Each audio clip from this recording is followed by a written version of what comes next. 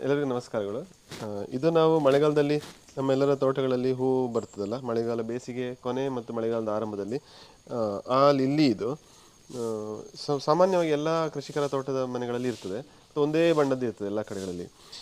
ಆದರೆ ಇದರಲ್ಲಿ ವಿಶೇಷತೆ ಏನಂದರೆ ಇದರಲ್ಲಿ ಒಂದು ಫ್ರೂಟ್ ಸೆಟ್ ಆಗಿದೆ ನೋಡಿ. ಇದು ನೀವು ಎರಡು ಲಿಲ್ಲಿಗಳನ್ನು ನಾವು ಎಮರಿಲಿಸ್ ಎನ್ನುವ ವರ್ಗಕ್ಕೆ ಸೇರಿದ ಲಿಲ್ಲಿ ಇದು. ಎರಡು ಲಿಲ್ಲಿ ಹೂಗಳನ್ನು ನಾವು ಕ್ರಾಸ್ ಪಾಲಿನೇಟ್ ಮಾಡ್ಬೋದು. ಆ ರೀತಿ ಮಾಡಿದಾಗ ಒಂದು ಸುಮಾರು 60ರಷ್ಟು ಬೀಜಗಳು ನಮಗೆ ಅದರಲ್ಲಿ ಸಿಗ್ತವೆ ಒಂದು ಹಣ್ಣಿನಲ್ಲಿ. ಸೊ 60 ಗಿಡಗಳು ತಯಾರಾಗ್ತವೆ. ಆ ರೀತಿ ನಾನು ಇದಕ್ಕಿಂತ ಮೊದಲು ಒಂದು ಗಿಡವನ್ನು ಒಂದು 2-3 ಗಿಡಗಳನ್ನು ಪಾಲಿನೇಟ್ ಮಾಡಿದ್ದೆ. ಅದರಲ್ಲಿ ಇದು ಸುಮಾರು ಒಂದು 300ರಷ್ಟು ಮರಿ ಗಿಡಗಳು ತಯಾರಾಗಿವೆ. ಈ ಮರಿ ಗಿಡಗಳು ಪ್ರತಿಯೊಂದು ಕೂಡ ಬೇರೆ ಬೇರೆ ಬಣ್ಣವನ್ನು ಹೊಂದಿರ್ತವೆ ಇನ್ನೀಗ ಹೂವಾದಾಗ.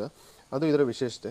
ಕ್ರಾಸ್ ಪಾಲಿನೇಟೆಡ್ ಲಿಲ್ಲಿ ಹೇಗೆ ನಮ್ಮ ಮಕ್ಕಳು ಪ್ರತಿಯೊಬ್ಬರು ಬೇರೆ ಬೇರೆ ಒಂದೇ ತಾಯಿಯ ಮಕ್ಕಳು ಬೇರೆ ಬೇರೆ ಗುಣಲಕ್ಷಣಗಳನ್ನು ಹೊಂದಿರ್ತಾರೋ ಹಾಗೆ ಬೇರೆ ಬೇರೆ ರೂಪಲಕ್ಷಣಗಳನ್ನು ಹೊಂದಿರ್ತವೆ. ಅದರಿಂದ ನಾವು ಹೆಚ್ಚಿನ ವರ್ಣ ವೈವಿಧ್ಯವನ್ನು ಪಡಿಬೋದು.